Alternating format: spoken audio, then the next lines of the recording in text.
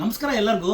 ನೋಡಿ ಎಷ್ಟು ಡಿಫ್ರೆಂಟ್ ಸೀರೆ ಬಂದಿದೆ ಅಂತಂದರೆ, ನೋಡಿ ಇದು ಬಾರ್ಡ್ರು, ರೆಗ್ಯುಲರ್ ಬಾರ್ಡ್ರ್ ಮೇಲೆ ಟರ್ನಿಂಗ್ ಆದಮೇಲೆ ಮತ್ತೆ ಬ್ರೊಕೆಟ್ ಮಾಡಿದೆ ಅಂತಂದರೆ ಸೀರೆ ಇದು ತುಂಬಾ ಚೆನ್ನಾಗಿದೆ. ಈ ಸೀರೆ ಹೆಂಗಿದೆ ಅಂತ ಓಪನ್ ಮಾಡಿ ತೋರಿಸ್ತೀನಿ ನಾನು ನಿಮಗೆ.